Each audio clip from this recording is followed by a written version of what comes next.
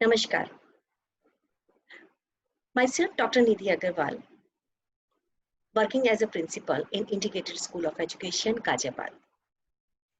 Welcome you all again in the Ministry of HRDC, Gujarat University, Ahmedabad. In my previous lecture, we will discuss about the teacher education and its goal, its curriculum, its learning outcomes, and what will be the educational reform for teacher education policies.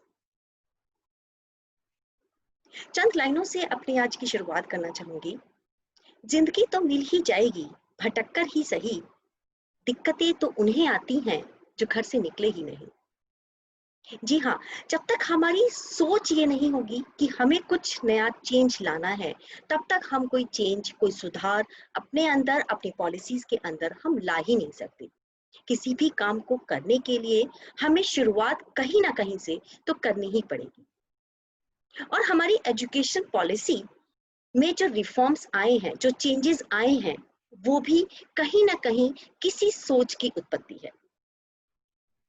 कहते हैं दोस्तों कि अगर बहुत ज्यादा पैसा आपके पास हो और अगर उसे हम कहीं सही जगह यूज ना करें तो वो बेकार है। कोई भी बिजनेस बिना एथिक्स के उसका कोई फायदा नहीं। Politics without moral character is useless and education without character is no use. उसी तरह से एजुकेशनल पॉलिसी विदाउट रिफॉर्मेशन कोई फायदा नहीं। इन सब चीजों को देखते हुए ही नई एजुकेशन पॉलिसी का जन्म हुआ और नई एजुकेशन पॉलिसी के अंदर बहुत सारी चीजों को ध्यान में रख के उस पॉलिसी को शुरू किया गया। इसमें करिकुलम पे, इसमें पेडागॉजी पे बहुत ज्यादा ध्यान दिया गया। न केवल स्कूल के बच्चों को बल्कि कॉलेज के स्टूडेंट्स को, टीचर्स को, टीचर एजुकेशन को काफी ज्यादा उसमें ध्यान में रख के एजुकेशन पॉलिसी को बनाया गया। आज इस लेक्चर में हम लोग एजुकेशन पॉलिसी के बारे में डिस्कस करेंगे कि what is education policy and how it is developing and how will be its new structure in our incoming year.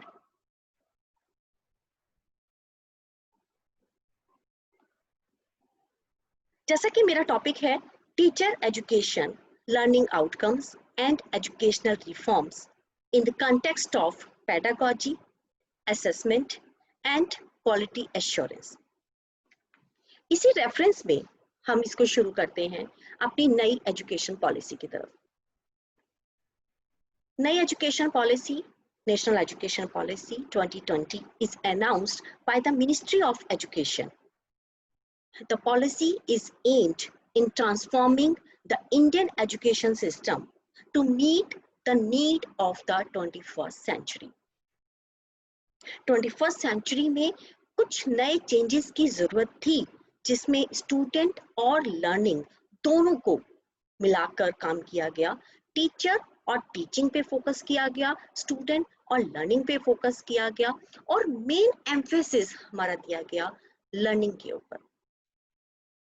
जैसे टीचिंग वर्ड से ही थोड़ा सा प्राउड फील होता है, हम किसी को कुछ सिखा रहे हैं, और लर्निंग अपने आप में एक नम्रता लाती है, एक सॉफ्टनेस लाती है, हम कुछ सीख रहे हैं। ये नई एजुकेशन पॉलिसी लर्निंग के बेस पर ही काम करती है। इसमें प्राउड को साइड में रखा, कोई किसी को टीच नहीं कर रहा, टीचर स्टूडेंट से सीखता है, स्टूडेंट टीचर से सीखता है। और कहा भी गया है a teacher is always a learner and teacher is a good learner.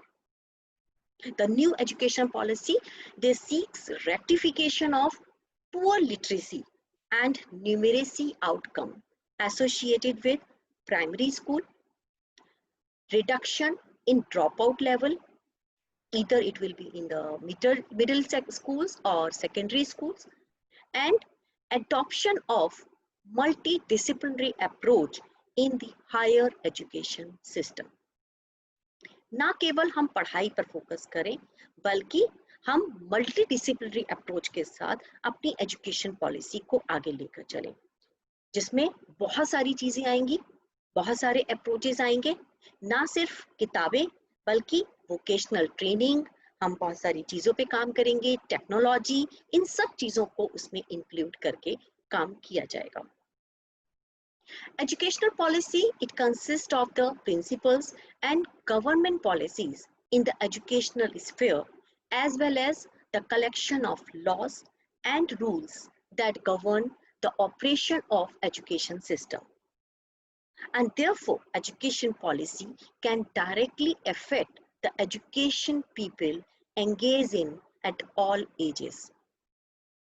चाहे वो स्टूडेंट हो, चाहे वो टीचर हो, चाहे वो प्राइमरी लेवल हो, मिडिल लेवल हो, हायर लेवल हो, किसी भी एज पर ये एजुकेशन पॉलिसी डायरेक्टली इफेक्ट करती है. National education policy 2020 is announced by the Ministry of Education.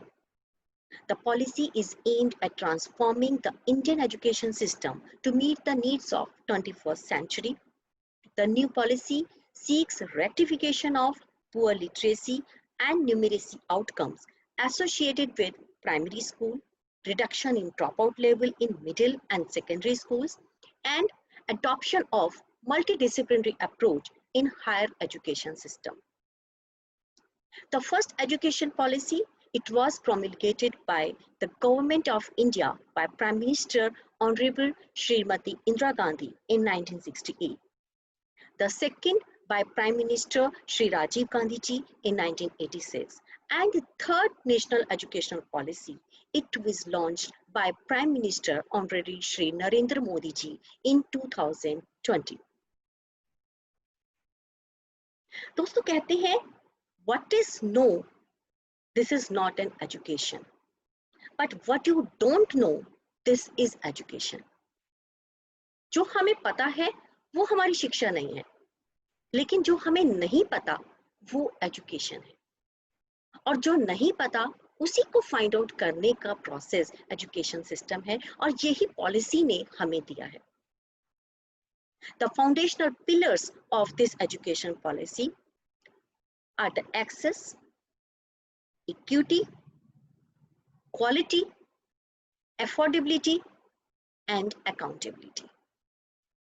And the principles on which this policy is based. Number one is the flexibility. Flexibility in education policy, flexibility in teaching, flexibility in learning, and flexibility specifically for learners. The learners, they are very much flexible in choosing their subjects, their learning trajectories. क्या उनका interest है, किस area में उनका interest है, वो उस area के अकॉर्डिंग अपना फील्ड अपने आप चूज कर सकते हैं. जैसे कल लेक्चर में हम लोग डिस्कस कर रहे थे अपने प्रीवियस लेक्चर में कि ऋग्वेद के टाइम पर, आयुर्वेद के टाइम पर स्टूडेंट या डिसाइपल को फ्रीडम थी कि वो अपना गुरु खुद चुनते थे. आज के टाइम पे वो फ्रीडम नहीं थी. आज के टाइम पे हम गुरु तो अपने आप नहीं चूज कर सकते, लेकिन हम अपने इंटरेस्ट के अकॉर्डिंग, अपनी कैपेबिलिटी के अकॉर्डिंग अपना सब्जेक्ट एरिया हम चूज कर सकते हैं कि किस एरिया में हमारा इंटरेस्ट है, हम क्या एरिया चूज करना चाहते हैं, हम किस में अपना कंपैटिबिलिटी शो करते हैं, किस में हम ज्यादा कैपेबल हैं. This flexibility has introduced in this policy. The second principle on which this policy is based is multidisciplinary and a holistic education. दोस्तों काफी टाइम पहले एक कॉन्फ्रेंस में मैं दिल्ली गई थी, और वहां उस कॉन्फ्रेंस में एक इंटरनेशनल स्पीकर थे, इजिप्ट से आए हुए थे, और उनका एक मत था कि अगर सपोज किसी बच्चे के पेरेंट्स इलिटरेट हैं और उन्हें नहीं पता कि वो अपने बच्चे को क्या सब्जेक्ट चूज कराएं, उन्हें नहीं पता उनके बच्चे के लिए डॉक्टर बनना ज़्यादा अच्छा है, या उनके बच्चे के लिए इंजीनियर बनना ज़्यादा अच्छा है, या उनके बच्चे के लिए टीचर बनना ज़्यादा अच्छा है, how they choose there subject. और उन्हें ये भी इतनी नॉलेज नहीं है कि उनका बच्चा किस चीज में अच्छा होगा, वो ये जज कर पाए. They are not so much capable. ऐसे केस में बच्चे को क्या करना चाहिए? एक बार बच्चे ने मान लीजिए मेडिकल लाइन चूज कर ली, और उसके बाद उसे पता चलता है कि he is not for that line. ऐसे केस में वो क्या करे? उन्हीं चीजों को आज मैं इंटरलिंक कर पाती हूँ कि उस बात को यहाँ पे देखती हूँ कि ये जो पॉलिसी हमारी बनाई गई है इसमें एक मल्टी डिसिप्लिनरी एजुकेशन अप्रोच रखा गया कि बच्चा डिफरेंट एरिया में अपना टैलेंट शो कर सकता है या डिफरेंट एरिया में अपने आप को प्रूव कर सकता है। एटलीस्ट वो चेक कर सकता है कि वो किस प्रोजेक्ट के लिए बना है या किस अप्रोच के लिए बना है, किस सब्जेक्ट के लिए बना है। तो multi disciplinary approach and a holistic education approach कि कैसे आप लर्न करोगे, हाउ टू लर्न, ये आपको बताएगा कि हम लर्निंग कैसे अपनी इफेक्टिव कर सकते हैं। Third principle is the regular formative assessment. Whatever we learn उसका चेक करना, उसका इवैल्यूएशन, उसका assessment is very very much important. क्योंकि जब तक हम ये चेक नहीं कर पाएंगे कि हमने क्या पढ़ा या हमने कितना सीखा, तो हम आगे के लिए अपने आप को प्रिपेयर नहीं कर पाएंगे। तो regular formative assessment for learning, it is introduced in this policy. Respect for diversity and respect for the local context in all curriculum and pedagogy. जो मेन एम्फेसिस है इस एजुकेशन पॉलिसी का, that is on the curriculum and pedagogy. Second, next one is the equity and inclusion. Inclusive education के ऊपर भी main emphasis किया गया है। और हम इसको अगर ये कहें कि कलेक्टिव अप्रोच पे ज्यादा काम किया गया as compare to the individualistic approach. Collective approach में हमने डिफरेंट सब्जेक्ट्स को, डिफरेंट एरियाज को आपस में इंट्रोड्यूस इंक्लूड करके और हमने उस पर कलेक्टिवली काम करते हैं, रादर टू इंडिविजुअलिस्टिक, एक इंडिविजुअली इस पे काम करने के। तो इसमें इंक्लूसिव अप्रोच पे काम किया गया है, सबको इक्वल स्टेटस दिया गया है कि सब लोग मिलकर एक साथ हम इक्विटी में इंक्लूसिव एजुकेशन को पर काम कर सके। इसका एम्फेसिस किया गया है on conceptual understanding, creativity and critical thinking, ethics and human and constitutional values. And fourth one is the life skills. So our education system is previously also based on the conceptual understanding, but now it is main focused on conceptually based learning by doing। किसी भी काम को जब तक हम करके नहीं देखेंगे हम उसके बारे में नहीं जान पाएंगे, उसकी कंसेप्चुअली हम उसको अंडरस्टैंड नहीं कर पाएंगे। तो नॉलेज, अंडरस्टैंडिंग, इवैल्यूएशन, जो हमने application, analysis and then evaluation जो हम ब्लूम्स टैक्सोनॉमी में करते आ रहे थे, उस चीज के ऊपर यहाँ फिर से एक बार एम्फेसिस किया गया कि कंसेप्चुअली अंडरस्टैंडिंग बहुत इंपॉर्टेंट है। साथ साथ क्रिएटिविटी, बच्चे को क्रिएटिव बनाना कि वो कितनी नई चीजों में काम करे। दैट मीन्स कि we are indirectly involved in the research and innovation. साथ साथ वैल्यूज को भी ध्यान में रखा गया है और लाइफ स्किल यानी कि एप्लीकेशन ऑफ प्रैक्टिकली बेस्ड भी हमने उसको किया है। अगर हम प्रीवियस लेक्चर को ध्यान करें तो हमें याद आएगा कि टीचर एजुकेशन के लिए भी जो मेन कंपोनेंट्स थे, हमारे मेन कंपोनेंट्स यही थे कि हमारा कंटेंट पे बहुत ज्यादा ध्यान होना चाहिए, हमारा सब्जेक्ट कंटेंट पे ध्यान होना चाहिए, उसके एक्सपीरियंसेस पे ध्यान होना चाहिए कि उसको हम कितना लाइफ स्किल्स में उसको यूज करते हैं, उसका प्रैक्टिकली यूज हम कितना कर सकते हैं। These are the main components of the teacher education. So indirectly, those components are emphasized in this new educational policy. And the more important principles on which the education policy is based is no hard separation between arts and science, between curricular and extracurricular activities, between vocational and academic. कोई separation नहीं है। बच्चा arts भी पढ़ना चाहता है और science भी पढ़ना चाहता है, दोनों पढ़ सकता है। करिकुलर एक्टिविटीज में भी उतना ही इन्वॉल्व हो सकता है जितना वो एक्स्ट्रा करिकुलर एक्टिविटीज में इन्वॉल्व होना चाहता है। वोकेशनल ट्रेनिंग भी वो उतनी ही इंपॉर्टेंट है उसके लिए जितनी एकेडमिक। अगर वो एकेडमिक के साथ साथ प्रैक्टिकल नॉलेज या वोकेशनल ट्रेनिंग लेना चाहता है तो क्या बुरा है, उससे उसको प्रैक्टिकल नॉलेज मिल रही है। आफ्टर ऑल एकेडमिक्स के बाद जब रियल लाइफ एक्सपीरियंसेस में जाएगा तो ही हैज टू इन्वॉल्व वोकेशनली। अगर वही वोकेशनल ट्रेनिंग वो अपनी पढ़ाई के टाइम पर भी ले रहा है तो वो उसके लिए अच्छा बेनिफिट देगा। rigorous recruitment and preparation, continuous professional development, positive working environment and service conditions for teachers. Teachers के लिए एक ऐसा एनवायरनमेंट जनरेट करना जिसमें वो पॉजिटिव वे में काम कर सकें, जिसमें उनकी सर्विस कंडीशंस को इम्प्रूव किया जाए, उन्हें ज्यादा से ज्यादा फैसिलिटीज प्रोवाइड की जाए।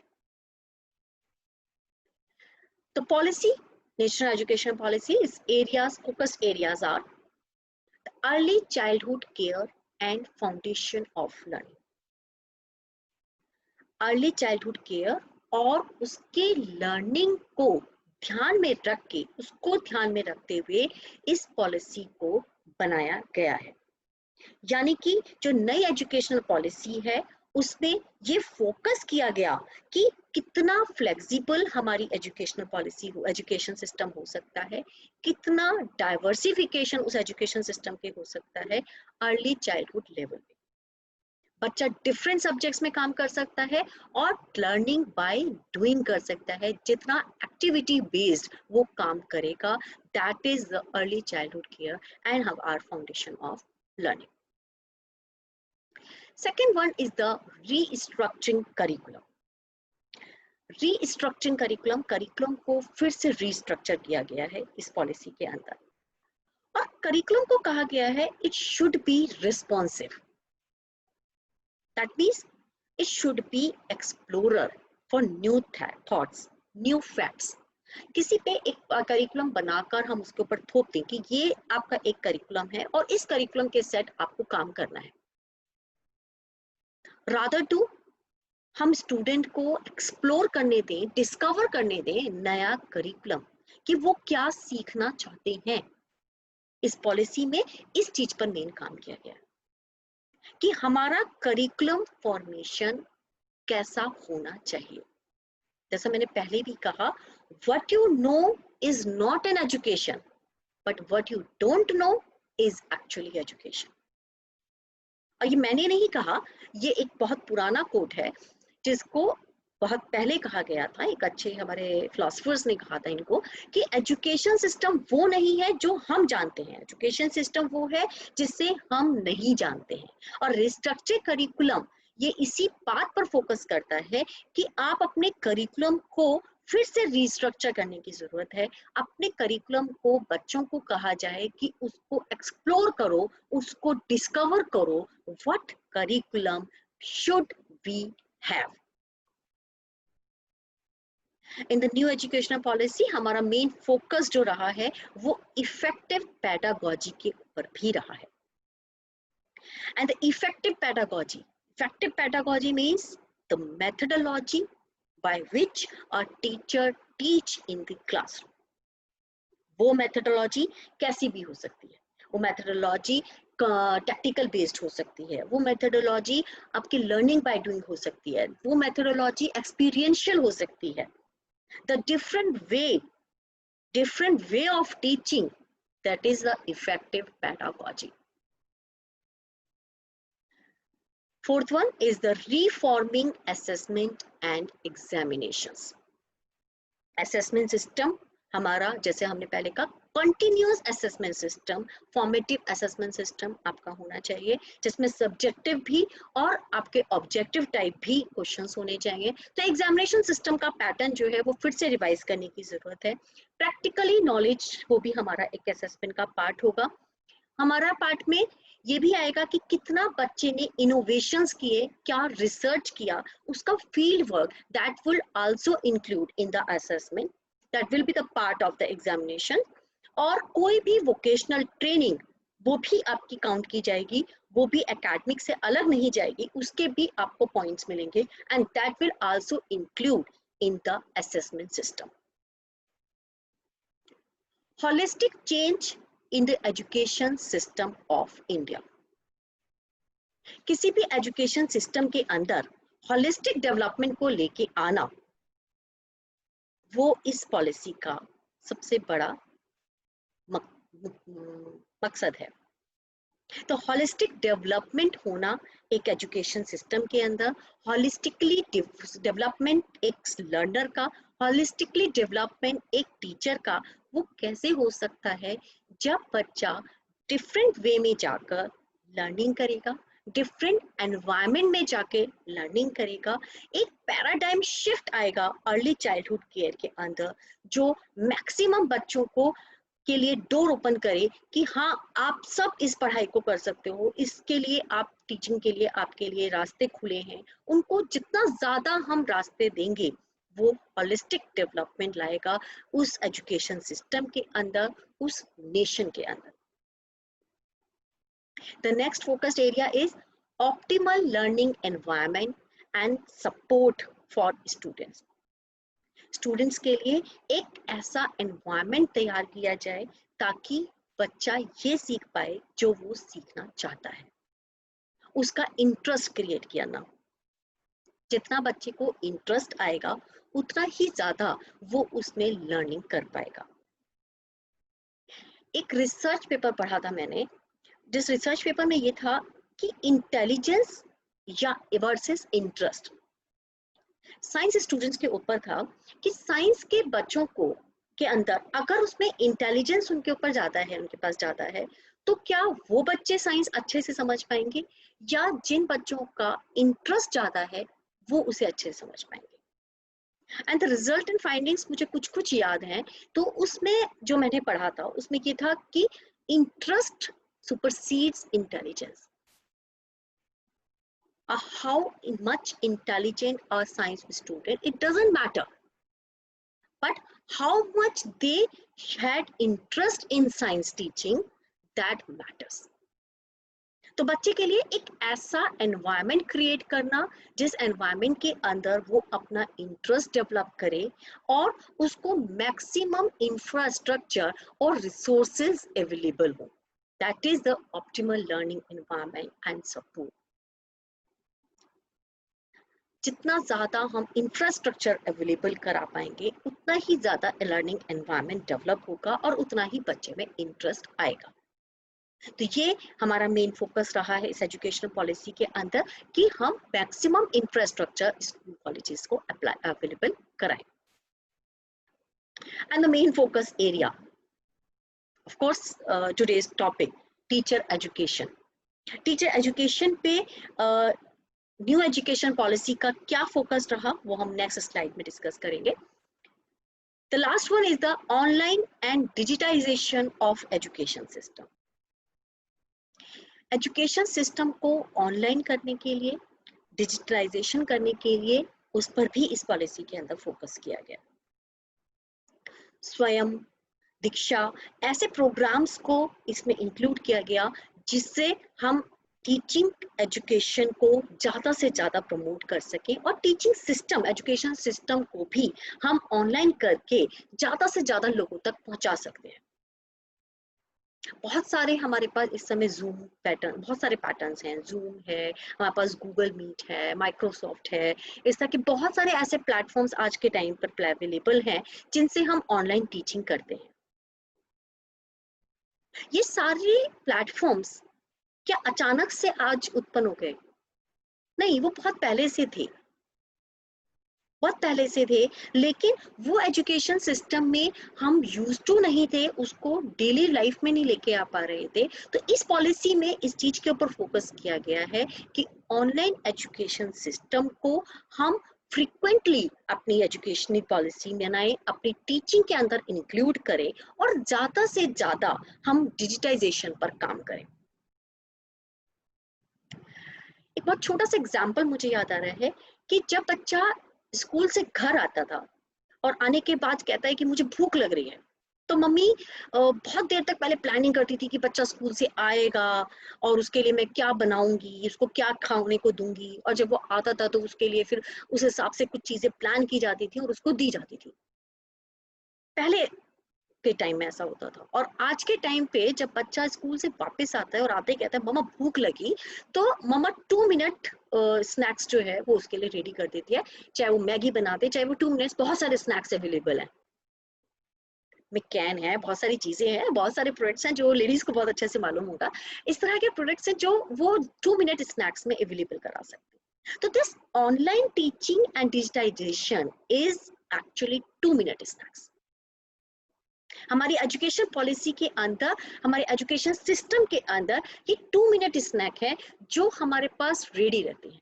अगर हमने एक बार ई कंटेंट अपना रेडी किया, रेडी करके हमने उसको सेव किया, तो जैसे ही हमें जरूरत हुई या हमें रिकॉल कराना है, हम अपने अपना ई कंटेंट खोला और हमने उसको रिकॉल कराया। तो that's online and digitisation of education system. It saves time, it increase learning, it increase interest.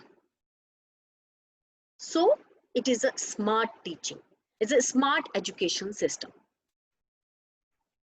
And now we will focus on teacher education in new education policy.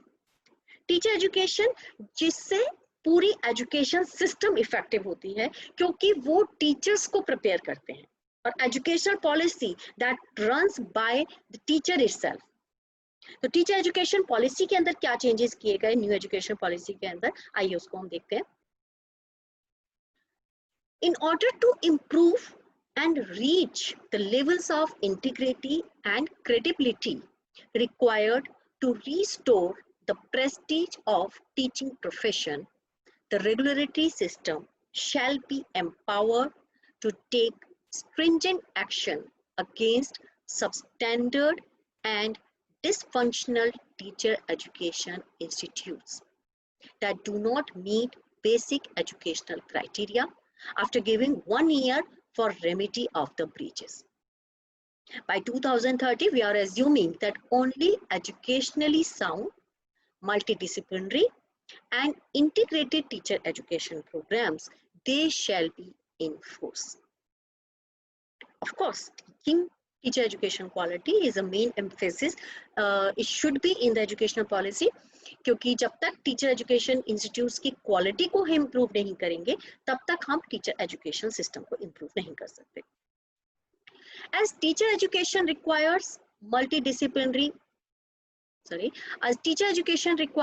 multidisciplinary inputs and education in high quality content as well as pedagogy, all teacher education program must be conducted within composite multidisciplinary institution. Multidisciplinary पे जहां focus हमने primary level पे किया है, वहीं multidisciplinary पर हमने focus teacher education में भी किया है, क्योंकि टीचर एजुकेशन को मल्टीडिसिप्लिनरी इनपुट्स चाहिए और हाईली क्वांटिटी में, और एजुकेशन जो है हाई क्वांटिटी कंटेंट में, जैसे कि as well as pedagogy, as well as in the curriculum framework, as well as in the teacher education programmes, it should be conducted with composite multidisciplinary institution, or we can say we should be focused on the collective approach of the teacher education system. All multidisciplinary universities and colleges will aim to establish education department which, besides carrying out cutting-edge research in various aspects of education, will also run B.Ed program in collaboration with other departments such as psychology, philosophy, sociology, neuroscience, Indian languages, arts, music, history, literature, physical education, science and mathematics. In a personal view, ये बहुत पहले हो जाना चाहिए था जो आज हुआ, लेकिन I am very much happy कि हाँ, एजुकेशनल डिपार्टमेंट को सभी जगह पर कंपलसरी किया गया कि हर एस्पेक्ट में एजुकेशन सिस्टम की जरूरत होती है, तो they will also run the BEd programme in collaboration of other departments, क्योंकि उन सारे डिपार्टमेंट्स के साथ बीएड का कोलैबोरेशन होना बहुत जरूरी भी है। The 4-year integrated B.Ed program that will be a dual major holistic bachelor's degree in education as well as a specialized subject such as language, history, music, mathematics, computer science, chemistry, economics, arts, physical education, etc. The fourth year integrated B.Ed program may also run a 2-year B.Ed program for students who have already received a bachelor degree in a specialized subject. 1-year B.Ed may also be offered for candidates who have received a 4-year undergraduate degree in a specialized subject. So 2-year B.Ed programme आज के time पे run हो ही रहा है, जो हम सबको पता है। 4-year का प्रोग्राम भी कुछ कॉलेजेस के अंदर चल रहा था, जिसको उन्होंने कहा कि वो भी अब इसके साथ साथ चलेगा along with the 2-year B.Ed programme, और एक और B.Ed का कोर्स, B.Ed का प्रोग्राम 1 साल के लिए ऑफर करेंगे उन कैंडिडेट्स को जिन्होंने ऑलरेडी अंडर ग्रेजुएट डिग्री एक स्पेशलाइज सब्जेक्ट के साथ ले रखी है और वो उस स्पेशलाइज सब्जेक्ट में अपना करियर आगे बनाना चाहता है, तो they can top the option for 1-year B.Ed programme in that specialised course.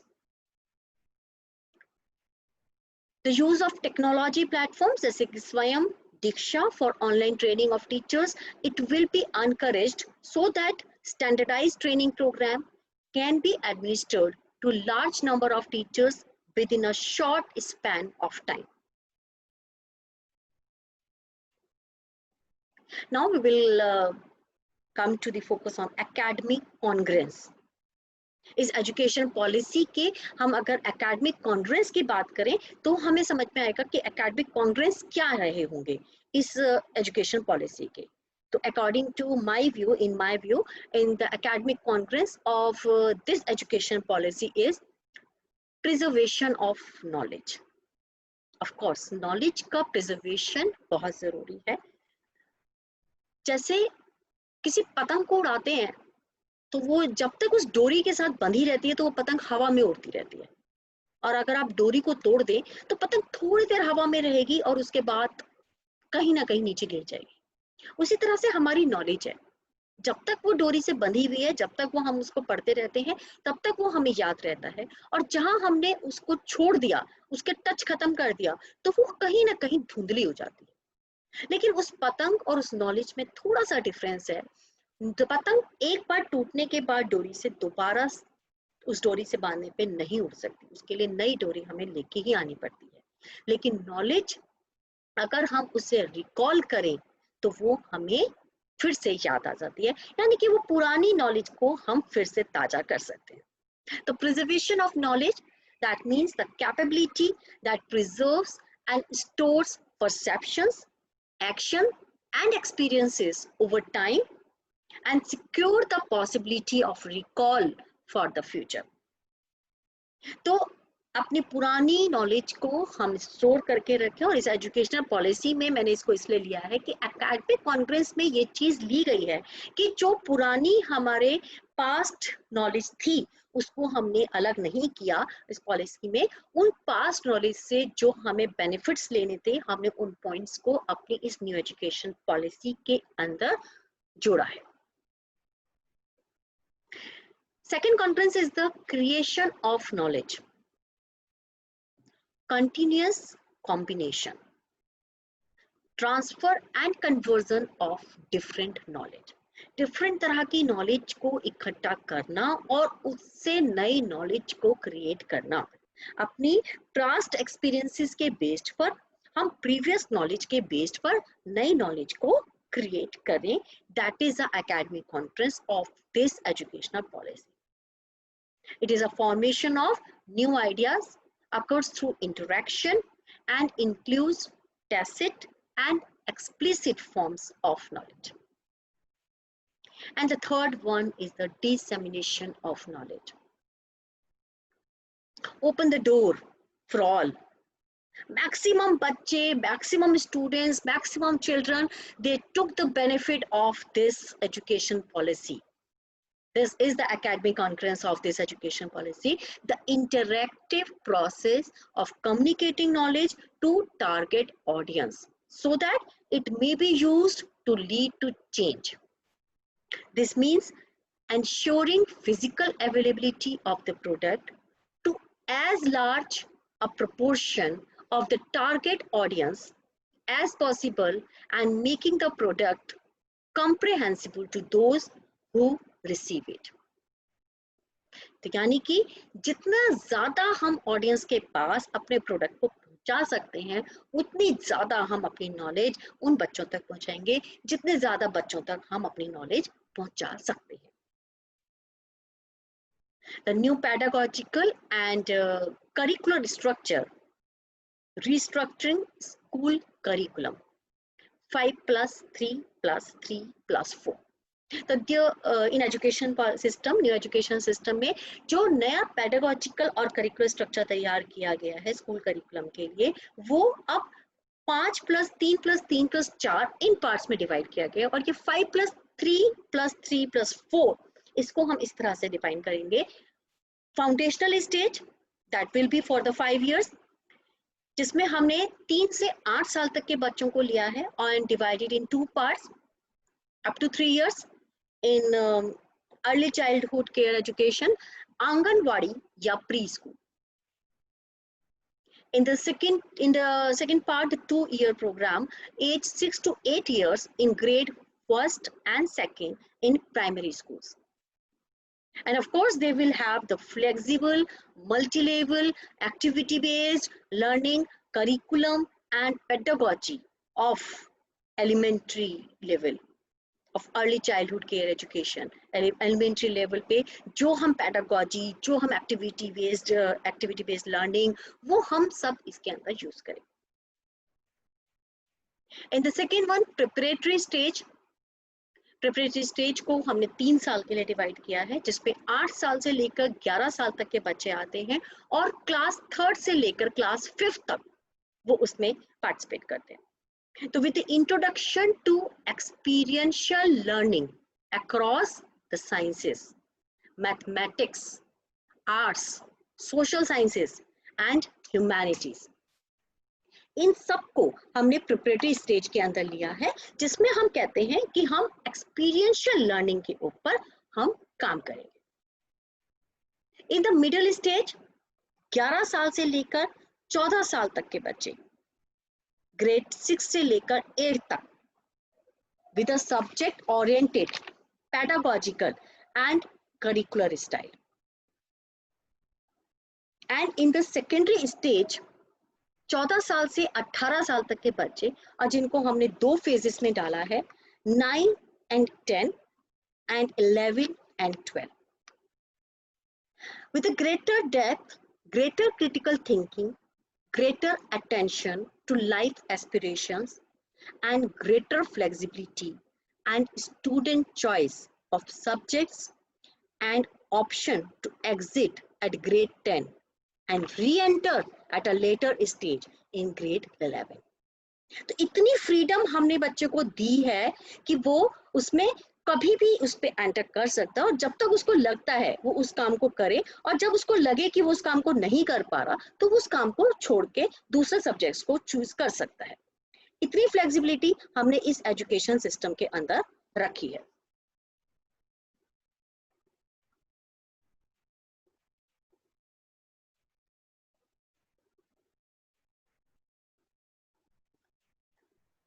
जो नेक्स्ट हमने किया करिकुलम एंड पेडागोजी पे, जैसे मैंने पहले भी कहा कि हमारा एजुकेशन पॉलिसी का जो मेन कंसर्न था, वो मेन फोकस था curriculum and pedagogy to be transformed by 2022 to promote skill based and minimizing rote based learning. That means कि curriculum it should be reflective, it should be explorer. उस curriculum content के लिए इन्होंने इस पे 4 part में इसको डिवाइड किया. करिकुलम को मेन 4 पार्ट्स पे हमने फोकस किया. Core essentials, curriculum in all subjects to be reduced to its core essential. जो कोर एसेंशियल पार्ट है, जो कोर सब्जेक्ट है, जो मेन सब्जेक्ट पार्ट है, सबसे पहले करिकुलम को उन सभी सब्जेक्ट्स में हमने रिड्यूस कर दिया जो हमारे लिए नेसेसरी थे. Then critical thinking, inquiry, discovery, discussion and analysis based teaching and learning methods for holistic education, जिसमें मेन फोकस किया गया डिस्कशंस पे, डिस्कशन बेस्ड डिबेट्स, ट्यूटोरियल्स, आपके एक्सटम्पोर्ट्स, ये सब क्रिटिकल थिंकिंग के पार्ट थे जिसको उसमें ज्यादा मेन फोकस दिया गया है. Interactive classes, interactive teaching with reduced dependency on textbook learning. Questions from student will be promoted. Of course, books को हमने ज्यादा फोकस नहीं दिया है, बुक्स पे ज्यादा स्ट्रेस नहीं दिया गया कि बुक्स को हटा के हम क्वेश्चंस जो स्टूडेंट्स दे रहे हैं उसको ज्यादा प्रमोट किया जाएगा. एक इंटरेक्शन रहेगा, जैसा कि हमने कहा टीचिंग पे फोकस ना करके लर्निंग पे फोकस किया जाएगा.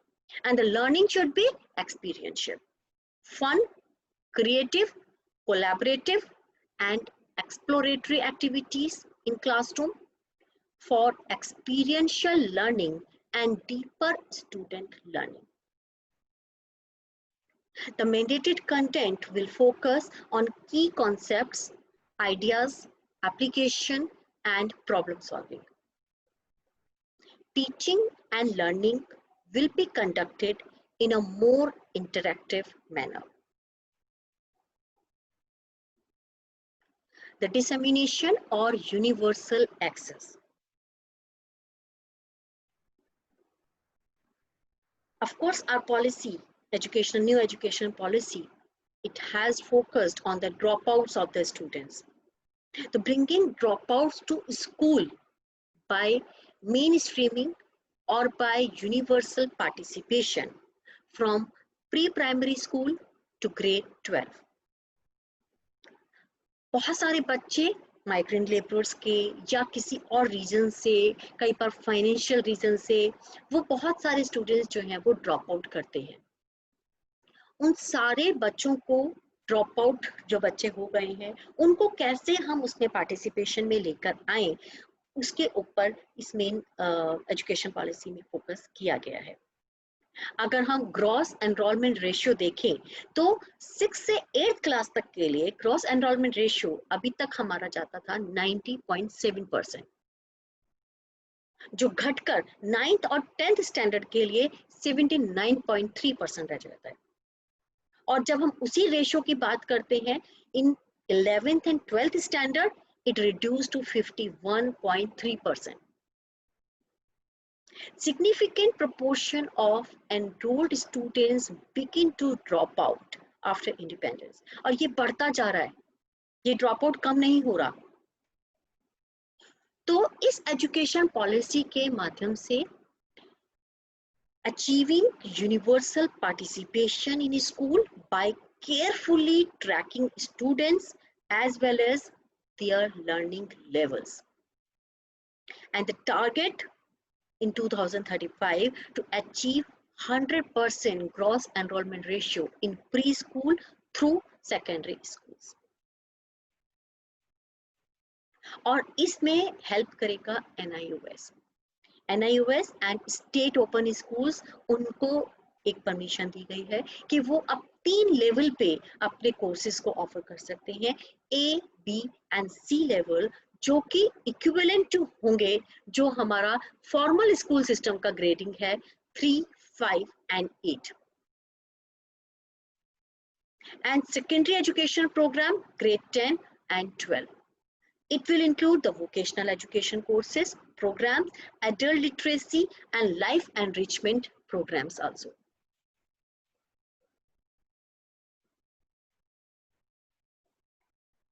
नेशनल एजुकेशन पॉलिसी के बहुत सारे बेनिफिट्स हैं जो स्कूल स्टूडेंट्स के लिए अगर हम मेजर करेंगे तो स्कूल स्टूडेंट्स के लिए आते हैं कि school students are feel free from book burden.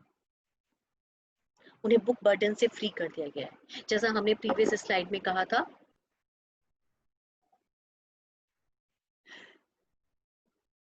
Discussion based experiential learning, उसमें इंटरैक्टिव पे हमने काम किया, होलिस्टिक एजुकेशन पे काम किया और बुकिश नॉलेज को वहां से हटा दिया। तो learning by doing is the main focus. The school students has a benefit to feel free from the book burden. Students can understand better till 8th class because of education will be in their mother tongue. अब mother tongue को उसमें include किया जा रहा है और other 2 languages also हैं, English Hindi भी इसमें यूज किया जाएगा, लेकिन मदर टंग को भी 8th क्लास तक यूज करने किया उसमें अटेंड किया जाएगा, जिसकी वजह से स्टूडेंट्स की understanding will be improved. Now students can choose other stream subjects of their choice along with their main streams. Like a science student can learn accounts also. Board exams will be modular, objective and subjective, and it will be offered twice a year. Benefits of college students by National Education Policy and New Education Policy. National Testing Agency will conduct common college entrance exam twice a year. So there will be 2 chances in a year of admission in colleges. Mid-term dropouts to be given credit with option to complete degree after a break. ये इनके लिए बहुत अच्छा से वो है कि drop outs वाले बच्चों के लिए बहुत अच्छा है कि अगर बाय चांस किसी वजह से उनकी एजुकेशन रुक जाती है तो वो बाद में उसे कंप्लीट कर सकते हैं अपनी डिग्री को, और अगर वो उसको छोड़ना ही चाहते हैं तो they will take the benefit certificate after 1 year exit, diploma after 2 year exit for bachelor degree of 4 year. After master degree students can do PhD of 4 years और MPhil का कोई relevance नहीं रहेगा. They will focus on research and innovation by setting up startup incubation center, technology development center, center in frontier areas of research, greater industry academic linkage and interdisciplinary research including humanities and social sciences research.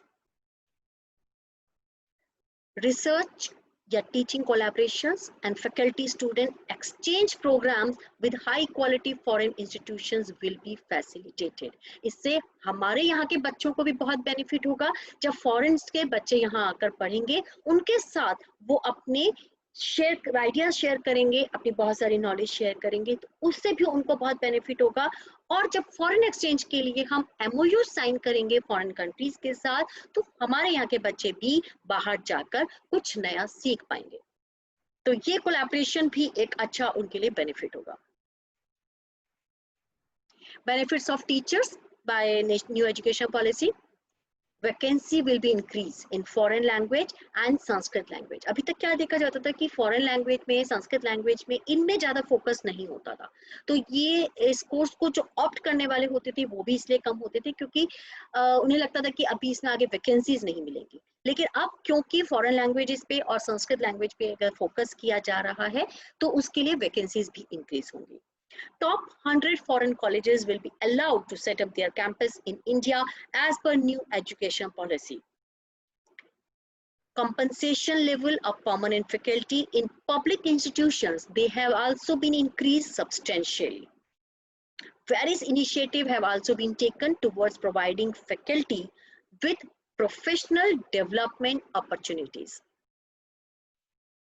Teaching duties also will not be excessive and student-teacher ratios not too high, so that the activity of teaching remain pleasant and there is adequate time for interaction with students, conducting research and other university activities.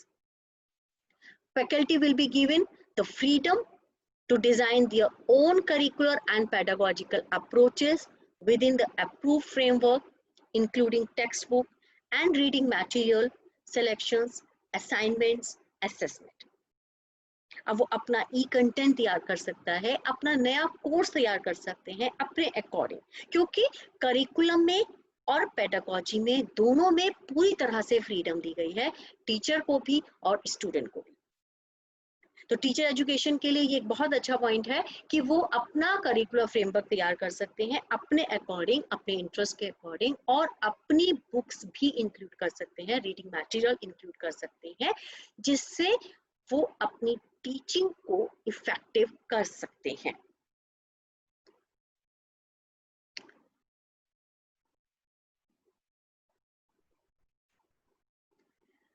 So teacher education में जो हमने अभी तक किया कि education policy के ऊपर हम जब काम कर रहे हैं, तो एजुकेशन पॉलिसी ने बहुत सारी फ्रीडम दी है प्राइमरी लेवल पे, सेकेंडरी लेवल पे और हायर एजुकेशन लेवल पे।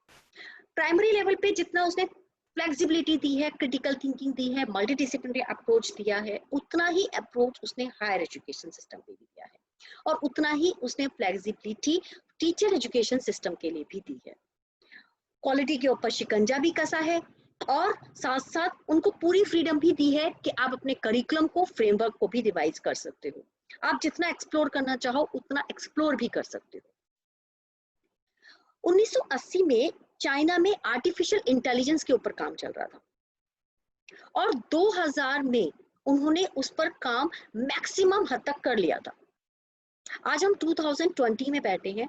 2000 में जब वो मैक्सिमम हाइट पर थे, तब हमने आर्टिफिशियल इंटेलिजेंस अपनी इंडिया में शुरू किया, और 2020 में आज हम उस पर काम कर रहे हैं। एजुकेशन सिस्टम यही कह रहा है कि हमें अपने आप को चेंज करने की जरूरत है। हम अपने आप को रिवाइज करें, अपना करिकुलम रिवाइज करें, अपनी नई रिसर्च को लेकर आए, तभी हम आगे इसमें काम अच्छा कर सकते हैं। हमें दूसरी कंट्रीज के कंपैरेटिवली अपने आप को आगे लेकर आना है। एक और डाटा बताती हूँ, आपको बहुत हैरानी होगी। इंडिया के अंदर जो पेटेंट साइन होते हैं, 45,000 पेटेंट इंडिया के अंदर साइन फाइल हुए, जबकि यूएस में और यूके में ये जो फिगर थी ये 4500 तक गई। लेकिन हमारे यहाँ जो पेटेंट साइन किए गए उसमें हमारा फॉरेनर्स का, फॉरेन स्टूडेंट्स का ज्यादा इन्वॉल्वमेंट रहा।